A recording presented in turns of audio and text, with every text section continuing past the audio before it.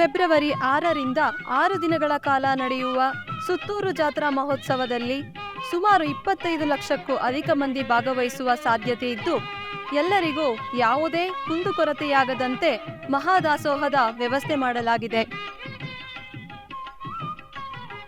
ಪರಮಪೂಜ್ಯ ಜಗದ್ಗುರು ಶ್ರೀ ಶಿವರಾತ್ರಿ ದೇಶೀಕೇಂದ್ರ ಮಹಾಸ್ವಾಮಿಗಳವರು ಪೂಜೆ ನೆರವೇರಿಸಿ ಒಲೆಗೆ ಅಗ್ನಿಸ್ಪರ್ಶ ಮಾಡುವ ಮೂಲಕ ಮಹಾದಾಸೋಹಕ್ಕೆ ಚಾಲನೆ ನೀಡಿದರು. ಒಟ್ಟು 6 ದಿನಗಳ ಪ್ರಸಾದದ ತಯಾರಿಕೆಗೆ 1000 ಕ್ವಿಂಟಾಲ್ ಅಕ್ಕಿ, 250 ಕ್ವಿಂಟಾಲ್ ಬೇಳೆ, 12 ಟನ್ ಬೆಲ್ಲ, 500 ಕೆಜಿ ನಂದಿನಿ ತುಪ್ಪ, 250 ಕ್ವಿಂಟಾಲ್ ಸಕ್ಕರೆ, 4000 ಕೆಜಿ ಖಾರದ ಪುಡಿ ಮೊದಲಾದ ಆಹಾರ ಪದಾರ್ಥಗಳನ್ನು ಬಳಸಲಾಗುತ್ತಿದೆ. ಒಮ್ಮೆಲೆಗೆ 30ಕ್ಕೂ ಹೆಚ್ಚು ಒಲೆಗಳಲ್ಲಿ ಆಹಾರ ಸಿದ್ಧವಾಗಲಿದೆ.